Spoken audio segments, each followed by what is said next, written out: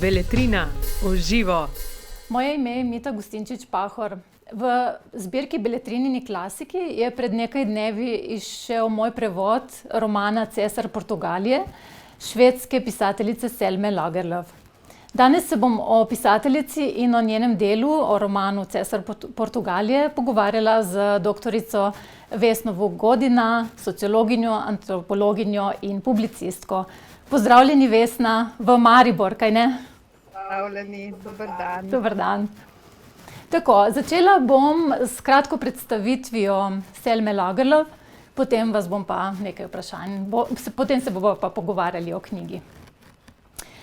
Torej, Selma Lagerlöf se je rodila leta 1858 v švedski pokrajini Värmland, v precej premožni in izobraženi družini, vendar zato, ker je bila deklica, ni bilo predvideno, da bi se ona šolala.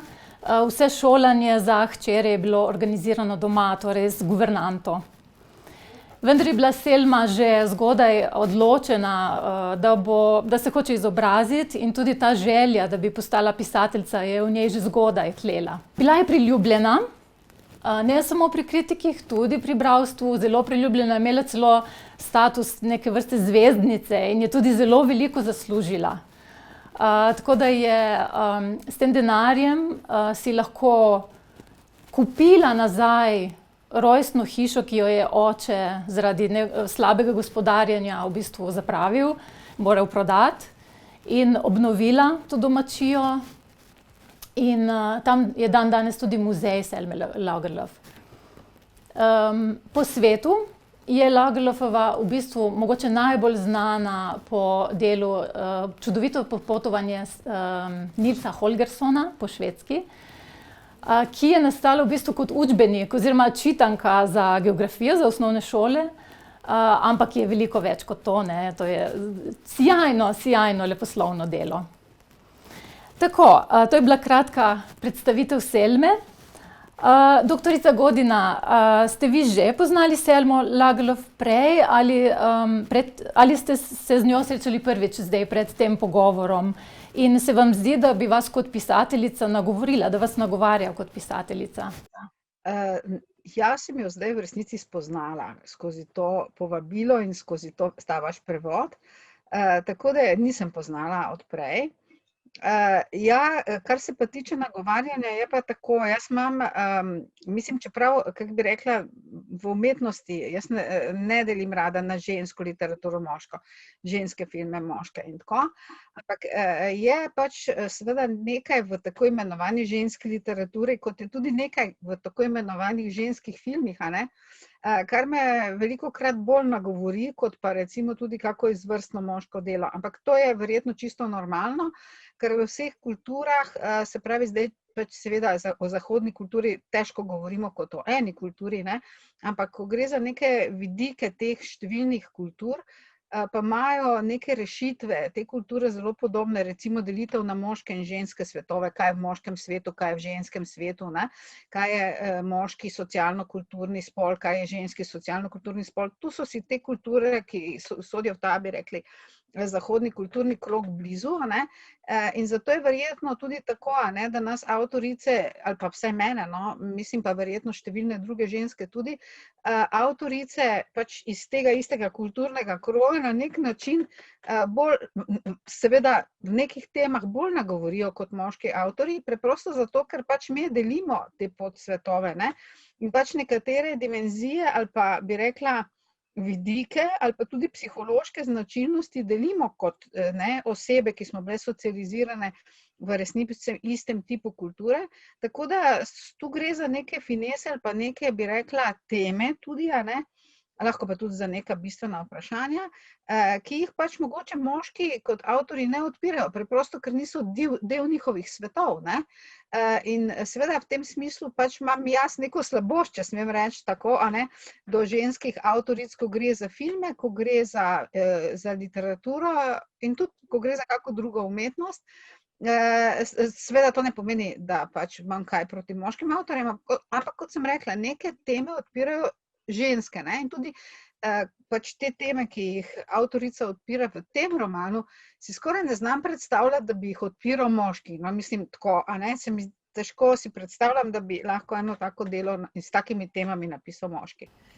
Hvala. Tukaj bi mogoče samo dodala to, da čeprav je Selma zelo podpirala žensko gibanje in se jim ni hotela tako radikalno nastopiti z temi raznimi strujami, prav zato, ker je hotela, da bi jo priznali kot pisateljico, pisatelja človeka, ne kot žensko pisateljico, ne. Tako da včasih so bile, bom rekla, kritike na njo, da se premalo vključuje, ampak verjamem, da si je želela biti priznana kot pisateljica človek, ne kot ženska pisateljica.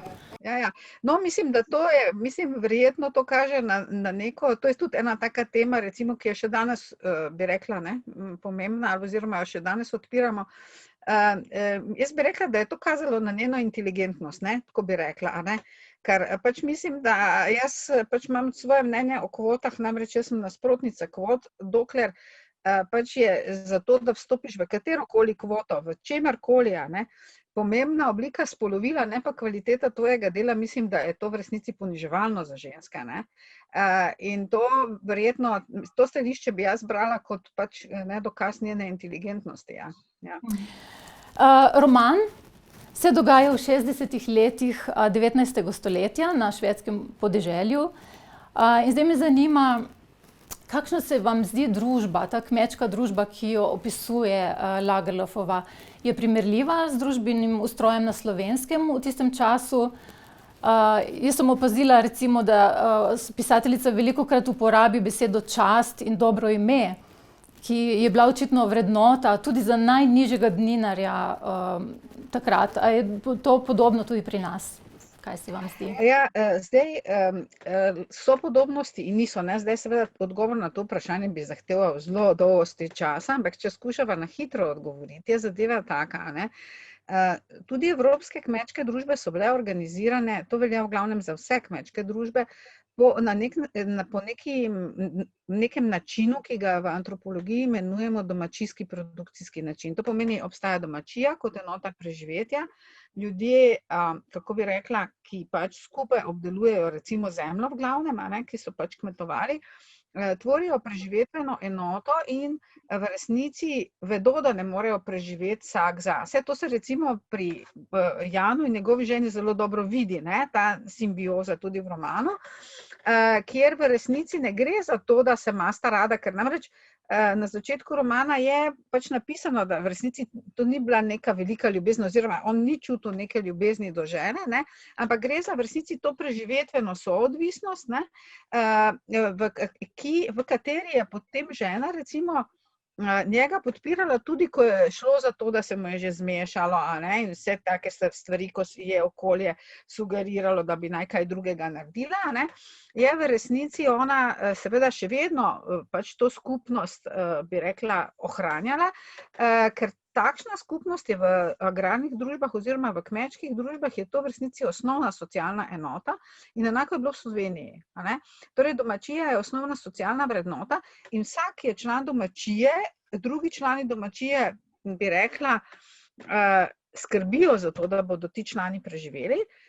To je njihova moralna dolžnost in tudi recimo, če nek član domačije ne bo nič delal ali kaj podobnega, kar potem se je tudi zgodilo pri Janu, a ne, to ne pomeni, da ga domačija ne bo preživljala. Saj to je bilo pri nas enako, ne, torej, če je bil nekdo star, če otroci ali bolan, ga je domačija preživljala, tudi če pač ni čisto nič prispeval k recimo produktu domačije, ne.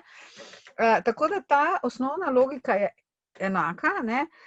Enako, mislim, razlike so pa velike seveda v tem, da imamo mi pač na Švedskem, ne, neko drugo, bi rekla, neko drugo kulturno tirnico, ne. Tukaj gre za protestantske kulture, a ne, kjer je seveda ta individualna čast in individualni ugled bistveno bolj pomemben, ker namreč pač protestanti, ne, kot vemo, se sami naslavljajo na Boga in morajo v resnici sami skrbeti, ne, za svoj produktivni odnos do Boga.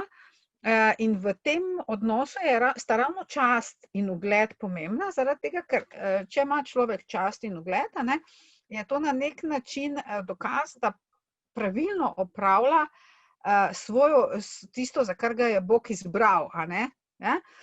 Zdaj, pri Slovencih pa, se pravi, te kulture so izrazito individualistične bile, ne? In so še tudi danes. Medtem ko, kako bi rekla, pri Slovencih tega ni, ne? Slovenci smo pa kolektivisti, ne? Pri nas mi smo katoliki, torej posameznik ni tista enota, ki je niti preživetveno pomembna, niti v smislu moralne, bi rekla, drže ali pa kaj podobnega pomembna, ne? Pomembno je biti član, bi rekla, domačije in to članstvo ohranjati z vsemi sredstvi, tudi če so ta sredstva nemoralna ali pa recimo problematična. Ne? Zdaj, mislim, eden od problemov, recimo, ki je pač antropološko meni zanimiv v tem romanu, je, da seveda Klara v resnici izstopi iz domačije. Ne? Torej, to je tisto, kar je njo, mislim, v resnici, no, jaz pač moj vtis, ko sem brala, je, da pač ona v resnici si je zamislila, da bo odšla že prej. V resnici je ta situacija s temi dolgovi bila na nek način povod, da je ona realizirala ta svoj izstop iz tega domačijskega sveta, ne. Zdaj, seveda, izstop iz domačijskega sveta to je podobno kot v slovenski literaturi, ne, plačan z tragičnimi posledicami, ne. Torej, oseba, ki izstopi iz domačijskega sveta varnosti, preskrbljenosti, preživetvenosti in tako naprej, ne, v resnici mora za to plačati velik račun, visok račun, tudi ona ga plača, ne. In ko se v resnici vrne nazaj, a ne, se ona ne vrne na način, da bi, mislim, da bi spet vstopila v to enoto. A ne? Tako da tu je v resnici na nek način popisana, sta dve logiki preživetja popisani. Ena je ta agrarno-domačijska in druga je ta mestna, a ne, ki temelji pač na neki drugi logiki, recimo na individualizmu in take stvari. Ne? In kjer morala in čast nista toliko pomembna, kot je preživetje, ker ona je prostitutka, ne, bila, seveda to je očeta sesulo, njo to ni sesulo, ne, ona je bila prostitutka, potem kot vidimo je zamenjala poklic, a ne, torej na nek način se finančno preskrbela, pa si uredila dom in v resnici kako bi rekla, želela pač oba starša, ne, tokrat pač ni videla, kot ste povedali, v kakšnem stanju je oče, pripeljati ven iz tega domačijskega sveta v to drug način bivanja. Ne. Zdaj seveda ne lahko predpostavljamo, zdaj, ne, da bi to seveda njenega očeta Jana šele ubilo. Ne. Razumete, zato ker pač gre za to, da seveda tudi moralno-etični standardi v teh dveh svetovih funkcionirajo različno. Ne. In kot vidite, kot vedno rečem, ne, kot sem že prej rekla, prostitucija je očeta ubila, ne njo. Ona je to preživela, ona je to v resnici imela kot eno fazo, a ne preživetveno fazo, iz katere se je potem izkopala, postala je potem kuharica, ne, in je pač si uredila svoje življenje. Ampak seveda piše pa Selma, da prišla je nazaj grda, če se spomnite, a ne? Da je prišla nazaj grda, a ne? Tako da zdaj ta dilema pri Slovencih ne obstaja. Pri Slovencih, če ste vi lojalni domačiji in tudi če v tej lojalnosti zagrešite neko stvar, ki je problematična, ne, to ni problematično. Ne? Problematično je, če izstopite iz domačije in v resnici več ne opravljate svojih dolžnosti do domačije. A ne? To pa je problematično. Zdaj Selma v tem smislu je seveda tudi izstopila, smo rekli, ne? Tako da zdaj v resnici ona na nek način skoncentrira v sebi več vidikov problematičnosti, ampak je zanimivo, da ni ona tista, ki plača tragično ceno. Zdaj, če bi si predstavljamo kakšno slovensko literarno delo, bi morala ona propasti, ne? Mislim, po logiki, slovenski logiki, bi morala ona propasti. Medtem ko ona ne propade, ne? Mislim, ona ima sicer na koncu to, bi rekla, silno potrebo, da pošteno razčisti to zadevo, če hočete. No, to je spet ena taka, bi rekla, izrazito protestantska drža, ki je mene na nekih točkah zelo spomnila na mamo Merkel, ne? Mislim, ne, pač treba je biti pravičen do konca in tako, ne, in drugače jaz ne bom mogel spati in me bo to preganjalo in to. Mislim, to zdaj Slovence ne preganja.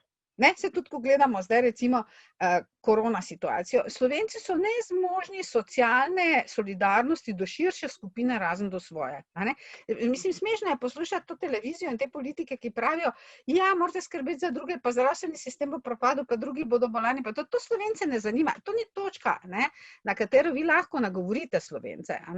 Medtem ko seveda protestante pa lahko. Ne? In je meni bilo zanimivo, da ta zgodba teče, pač, ne, Klare teče na nek zelo netipičen način. Recimo, ne vem, Jara, gospoda ali pa kaj takega. Vedno taki junak, ki se upre, propade. Ne? Tukaj pa je v resnici propadel tisti, ki je vztrajal na tem načinu življenja. Ne? Mislim, pač na tem domačijskem, torej oče. Ne? Tako da je v resnici, pa mama potem tudi seveda, ne? Tako da je v resnici tukaj neka logika prisotna, ki je pa zelo neslovenska. Ne? Tako da pravzaprav me zanima, kako bodo Slovenci brali ta roman, ker na nekih točkah se mi zdi, da se bo slovenski bralec prav zaradi teh stvari, o katerih so se mi zdaj pogovarjali, počutil rahlo nelagodno. Ne? Mislim, ker je to na nek način v nasprotju, ne? S tem, kar bi bilo prav po slovenski tirnici narediti. A ne? Ja. No, mogoče so se stvari vseeno spremenile tudi v Sloveniji. Ja, no, žal, jaz nič kaj ne vidim, ampak naj si vam besede pozvrtijo. Ja, samo dodala bi mogoče to, da na koncu se mi zdi, da tudi Klaro sprejmejo vaščani, ta kmečka družba, v kateri ona raste, potem, ko pokoplje očeta in mater skupaj. In ko se zbere v bistvu na pogrebu kar nekaj ljudi, tako nekateri iz radovednosti, drugi iz sočutja, da jo nekako sprejmejo med se. Se mi zdi, da sem to, zdaj pa ne vem zakaj, ampak mogoče ravno zato, ker vidijo, da je spoznala to ljubezen, no, ki je bila namenjena strani očeta. Ali kaj drugega, ne? Ampak pač osnovna logika pač seveda domačijske družbe je, ne? Torej pri Slovencih tudi. In se pravim, to nas zdaj tepe in bolj, ko so situacije, bi rekla, kritične, a ne? Bolj je zadeva težavnejša je zadeva, zato ker bolj domačija sama zase skrbi in manj za vse druge. Ne? In to zdaj pravzaprav seveda pač potem neke mogoče prej nevidne patološke dimenzije postanejo vidne. A ne? Ampak zdaj v resnici to, kar Klara naredi, je, ko pač ona opravi svojo dolžnost s tem, kar naredi do staršev. Ne? Ona opravi svojo dolžnost, opravijo tako, kot jo v resnici ta domačijska družba razume, da jo je treba opraviti. Ne? Na nek način, torej ona s tema gestama ali pa s temi gestami čakanja, ne? Pa potem pokopa očeta, pa pač umiranja mame, pa pokopa mame, pa vse to. Ne? Ona v resnici za to gesto v resnici na nek način pokaže, ne, socialni skupini, da se kljub temu, da je odšla, da je zavrgla pravila, da je bila prostitutka, se pravi, kršila vse, ne, principe pravilnega in dostojnega vedenja in tako, vseeno se je na nek način podredila pravilom, ne, ki za to skupnost veljajo, in zato seveda je bila sprejeta nazaj, a ne, kar je na nek način, bi rekla, kar relativno univerzalen obrazec v vseh kulturah. A ne. Pač vi, če želite, da vas kultura sprejme, pač morate, bi rekla, prakticirati, a ne, standarde, to so tudi moralni standardi, pa recimo tipe vedenja, temu rečemo mi v antropologiji psihološki standardi normalnosti, ne, neke določene skupnosti in potem je mogoče, da tudi če boste, kako bi rekla, če ste prej pač grešili, a ne, potem boste sprejeti nazaj. Mislim, to je zelo podobno, kot je pač to v filmu Malena, ne? Če ste pač film gledali, se spomnite, ne, da je ona tudi po vsej kalvariji, ki jo je pač ta lepotica v tej mali italijanski vasi, ki je potem pač, ko je prišlo do okupacije, preživela tako, da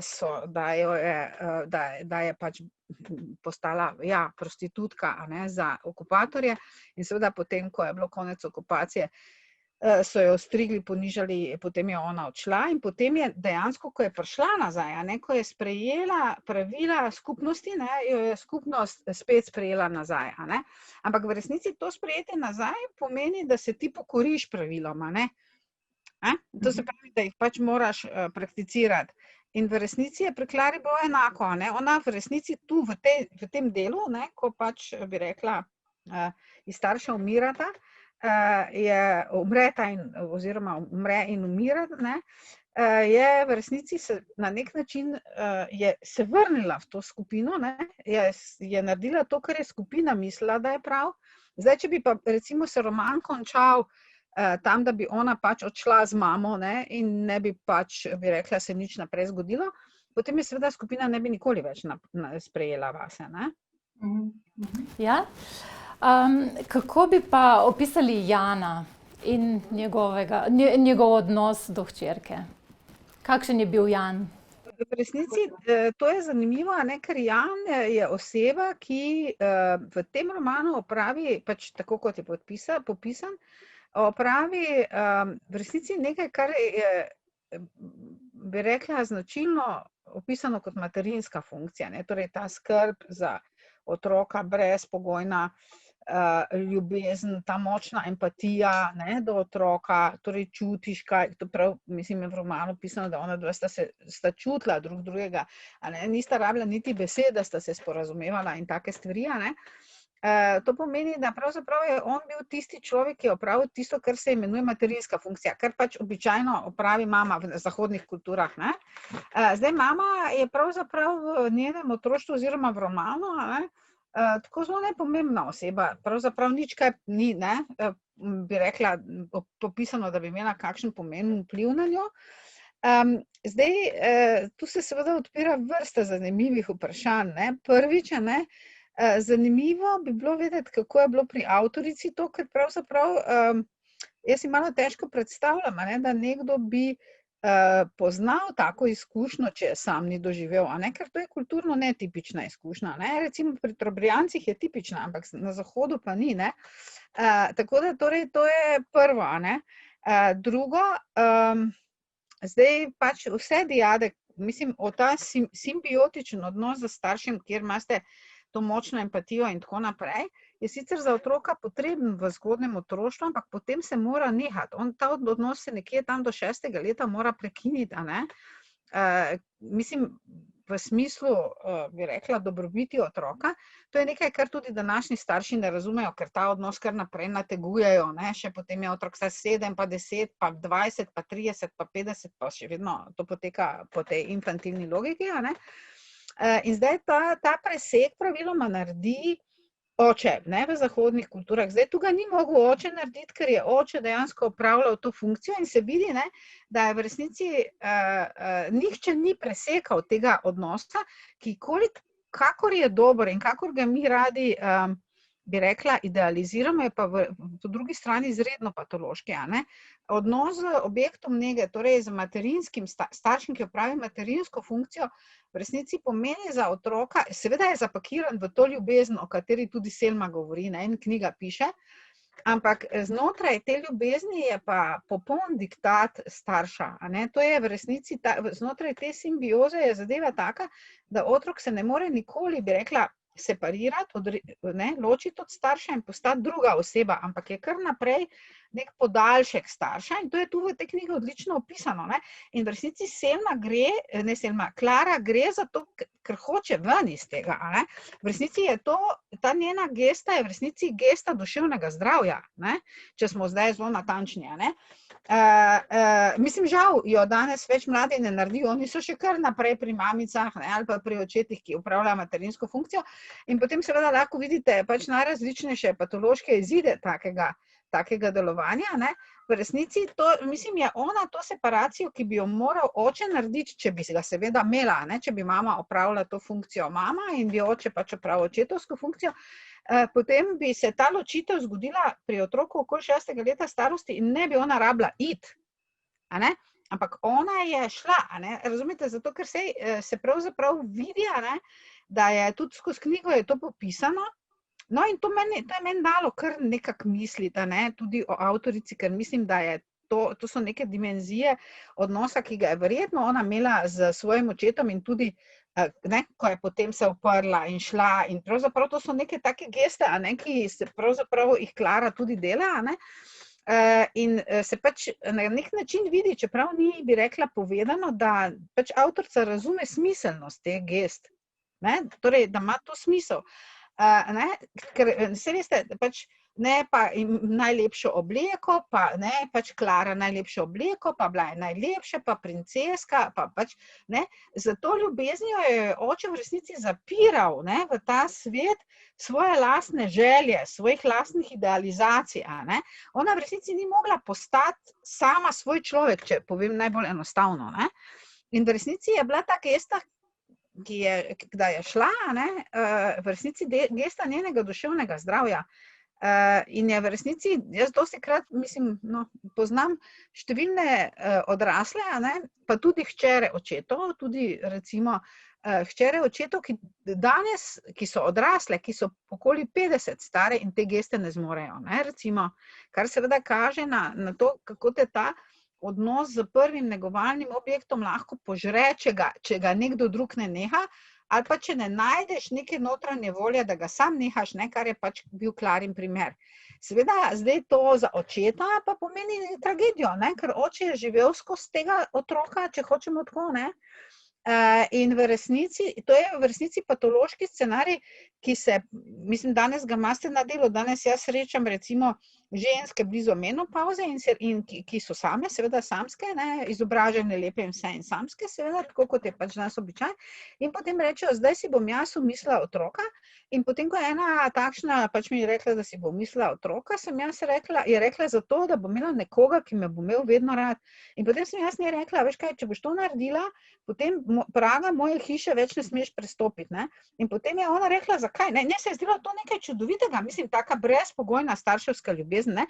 Ampak ti brezpogojni starši, ki brezpogojno obožujejo te svoje otroke, ne vidijo v resnici, da uničujejo te otroke, ker jih imajo za podaljšek svojih potreb, ne. Mislim, a razumete? Mislim, in to je v resnici, kar je opisano v knjigi, je na nek način ta patološki družinski scenarij, ko ga imate danes, da otrok je, bi rekla, ne, tisto mesto, skozi katerega ti čustveno živiš, kjer se ti čustveno navezuješ. Jaz, ko imam delavnice o partnerstvu, ne, dostikrat odrasli ljudje ne razumejo, kaj je v tem narobe, in jaz jim rečem, ja, otroka nimate zato, da vas bo imel rad, zato imate partnerja. In potem mene gledajo vsi čudno, ker zdaj, a ne? Ne, ker mi pač idealiziramo ta odnos, v smislu, ne, starši imajo radi otroci, otroke imajo radi starše, nič konfliktov, če ni nič konfliktov, je to super, to je bolano, ne. In v resnici se vidi, ne, da ta pač patološki odnos, ki ga je imel Jan do hčere, ne, ona v resnici nasilno prekine, ne. In jaz pač sem cel čas imela občutek, da gre za to, da je ona iskala v resnici povod, da bo šla, ne. Ne, tudi če ne bi bilo dolga, bi pa že nekaj drugega našla, ne? Ampak samo, da gre, ker jo je to dušilo. In to seveda tak odnos staršev do otroke duši in jih na neki točki tudi uniči, ne, oziroma ne, psihološki račun je visok, ki ga otroci za tako vzgojo plačujejo. Čeprav na videz zgleda to tako, kot v knjigi, zgleda ena idealna starševska ljubezen, ne? In seveda, da je v resnici bilo to na nek način patološko, se kaže tudi potem, da ko pač Klara odide, se očetu zmeša. Ne? Mislim, hkrati pa imamo v knjigi točno manjko odnosa med njim in njegovo ženo. Ne? Tam, kjer bi dejansko morala biti mesto čustvene investicije, bližine in vsega, torej za partnerjem tam ni nič, ne? To je vse, pač, bi rekla, fiksirano na otroka, in ko otrok izgine, seveda v resnici propade en ključen del pač očetovega življenja, ne, to je seveda tudi potem razlog za njegovo trpljenje in pač ne za ta izhod v blaznost, ne. V resnici je to na nek način skrajno moderno.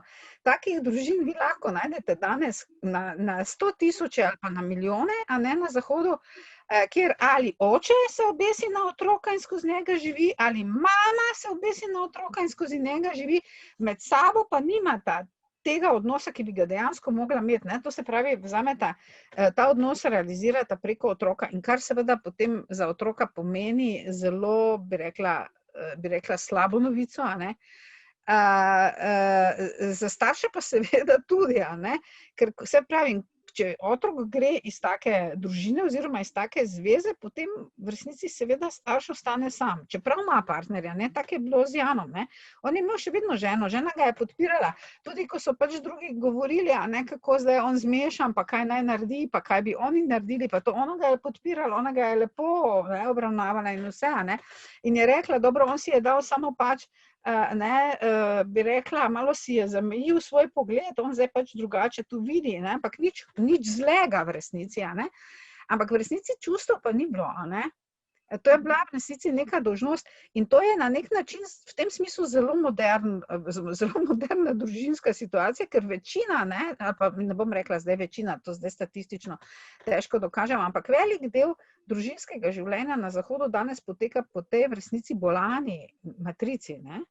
Ker pravzaprav otroka starši obremenjujejo na način, kot da je otrok njihov partner, ne? In mu ne pustijo oditi, ne pustijo se mu separirati, ne pustijo, da gre, ne pustijo, da dela napake, ne pustijo, da je sam, a ne? Mislim, to je on delal, ne? In v tem smislu je bil patološki starš. Tako kot so danes ti starši, ki to počnejo patološki, čeprav navzven pa to izgleda taka čudovita, skrajno čudovita, a ne, brezpogojna starševska ljubezen, a ne. Ja. Tukaj bi mogoče samo še dodala, da ste prav sklepali, kakšen je bil odnos Selme do mame in do očeta. Na očeta je bila zelo navezana, ampak mu je mogoče malo zamerila to njegov raba alkohola, torej bil je alkoholik in od tega delno tudi umrl. Mamo je imela tudi zelo rada, ampak je bila mama dosti bolj hladna oseba. In mogoče je to res neka podobnost z mamo Katrino v romanu, ki je sicer ve, kaj je prav, kaj ni prav, ima zelo tako moralno razdelano in tudi zelo podpira oba, kot ste rekli, Jana in hčerko, ampak ni tako čustvena. Ni starš, ne? Ni starš v tem empatičnem smislu, mama, ne? In to je v resnici, ne, tako, ne, jaz ko sem to brala, sem pač, veste, to je dostikrat, kako bi rekla, pač pri romanih, pa tudi dostikrat pri znanstvenih delih, ne, ko ljudje kaj pišejo, so neke stvari, ki težko jih razumeš, če jih ne izkusiš, ne. Tako da pač ko sem jaz to brala, jaz sem to brala na nek način kot opis njenega odraščanja in tudi to, da je potem ona se oprla in je šla, ne, in je pač sama študirala in samostojna je bila, sama je zaslužila denar, to je v resnici Klara, ne. Zdaj pač dobro, očetu se ni zmešalo, ne, dobro, ne, ampak pač v glavnem, ampak ta deklica, ta hčerka je pa v resnici ona, ne, ki se upre tej zaprtosti v ta, bi rekla, brezpogojno ljubezen tega ljubečega očeta in gre v resnici, ne, iz tega zornega kota bi kdo rekel na slabše, ne, ampak človeško seveda pa na boljše, a ne.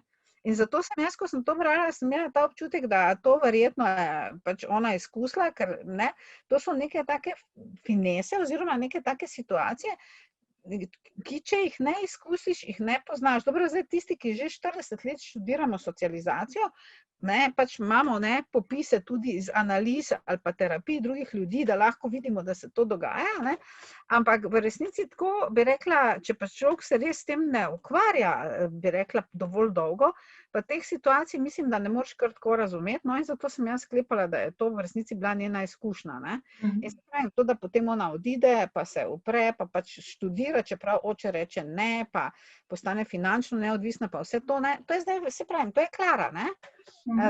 To se mi je zdelo, da je verjetno bila njena izkušnja prva osebna, ja.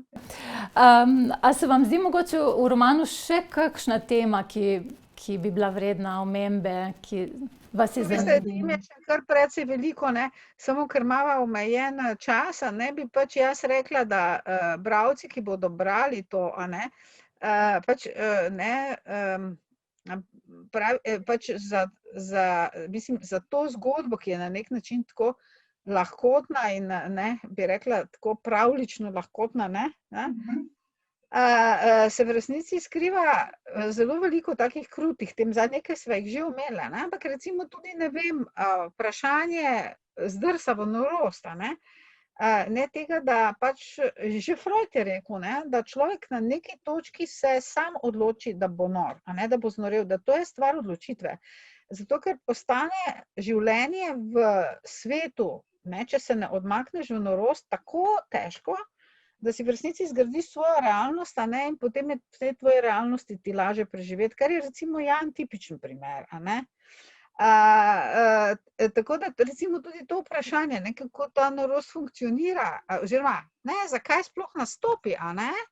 Ker pač mi vemo pač iz romana, da je on imel neko sorodnico, ki je pač bila kao nora, ne, pred tem, in je on seveda dojemal, da je to narobe, ampak ko je pač sam prišel v stisko, ne, se mu je pa to zdela sprejemljiva rešitev.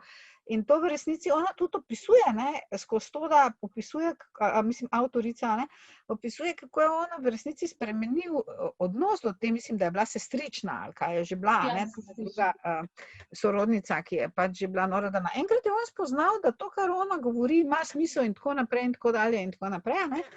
Se pravi, ne, to, kako bi rekla, ta individualna geneza norosti, ne, ko trpljenje v normalnosti postane preveliko, a ne. No, to se mi tudi zdi ena taka tema, ki je spet na videz tako lahkotno opisana, je pa, kako bi rekla, ne, v resnici, ja, huda tema. No, pa seveda vse te teme, ki nastopijo pač potem, ko Jan utone, a ne, in ne, ko mora Klara v resnici razčistiti, ne, kaj zdaj, kaj je treba narediti, kaj je prav, da narediš, a ne. Ne, kaj je fajn, a ne, najbolj fajn bi seveda bilo, da gremo, ne, pa konc, ampak se ona odloči za to, da bo naredila to, kar je prav, a ne, to je zdaj recimo ena taka tema, ki bi jo Slovenci, bilo fajn, če bi jo razumeli zdaj v korona časih, a ne, in potem, da je v resnici to, da opravi svojo dolžnost, prinese ne samo mir, ampak se spomnite na koncu, ne, piše avtorica in potem je postala spet lepa.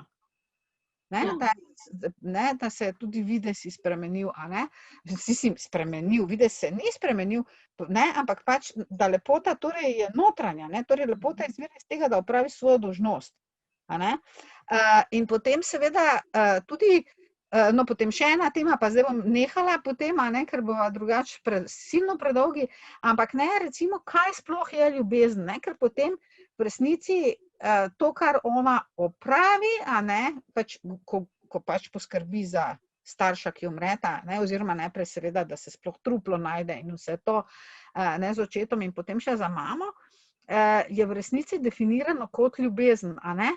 Ne, torej, kaj je zdaj ona spoznala, kaj je njo polepšalo, ljubezen. To pomeni, a ne, opravljati svojo dolžnost je isto kot ljubezen, a ne. To je spet ena taka tema, ne, ki je zelo resna tema, ne, in je, mislim, no, zdaj v protestantskem svetu mogoče nekoliko bolj logična kot v recimo katoliškem, a ne, ampak je seveda ena taka tema, s katero se in kup literature ukvarja in kup filozofije, ne, ukvarja. Tako da, mislim, ja, je kar, mislim, v tej na videz lahkotni, na pol pravljični zgodbici, ne, je polno nekih zelo resnih tem, in zanimivo je, da jih avtorica v resnici je razumela, ne, ona je to predelala, ker se pač iz romana vidi, da se postavi na pravo pozicijo, oziroma da vidi prave rešitve, ne, se pravi, da je ona, ne, mislim, zelo globoko razumela, zakaj v resnici tukaj pravzaprav gre, a ne. Tako, potem se pa vam na tej točki, razumela sem, da torej priporočate v branje ta roman? Priporočam v branje, posebej priporočam v branje, se pravim, v smislu, da če bo kdo za to lahkotno vsebino, ker jaz mislim, da ta lahkotna vsebina je lahko pri bralcu bo dosegla ta učinek, da se mu bo zdelo brez smisla to brati, ne, to je pač neka pravljica, ampak v resnici, jaz to pravim, to je enako kot Harry Pottera, ne. Jaz sem zelo, ne, pač seveda prebrala vse dele Harry Potterja in takoj, ko je izšel, sem ga prebrala v angleščini, potem še v slovenskem prevodu. Ker jaz vedno rečem, Harry Potter v resnici ni knjiga za otroke, a ne. To je knjiga za odrasle, ne. Dumbledore, ki se še vedno pogovarja s Harryjem tudi takrat, ko je mrtev, je v resnici personifikacija moralnega imperativa, a ne. In se pravi, gre za neke precej bolj globoke teme, kot na videz pač izgledajo, ne? In to je podobno, a ne? Ta lahkotnost zgodbe lahko človeka zapelje, ne? Medtem, in mogoče tudi to, da knjigo odloži, ker se mu zdi brez smisla, a ne? Neko tako pravljično zgodbico brati, ampak v resnici so pa stvari, teme, probleme, ki jih ta knjiga načenja, zelo resni, ne? To je enako podobno kot pri Harryju. To so take knjige, ki jih lahko berete zelo večplastno, ne? Torej imajo eno tako zgornjo plast, ki je tako bolj lahkotna, pa kao na videz lahko razumljiva, in potem imajo nekšne globne plati ali pa plasti, ki so pa lahko zelo resne in zelo boleče, ne? Tako da mislim, da pač, jaz mislim, da vsakemu, ki bo knjigo vzel v roke in ga ta navidezna lahkotnost ne bo pripravila do tega, da jo bo pač pustil, ker pač tak ali tak, ne? To je prelahkotna knjiga zame, bo na koncu nagrajen, ne? Pač za tem, da s temi vsemi stvarmi, o katerih sva govorila, pa še marsikaj bi se lahko povedalo zraven, ne? Se zelo strinjam z vami, zelo. Gospa Godina, najlepša hvala za ta pogovor in lep pozdrav. Hvala. Beletrina v živo.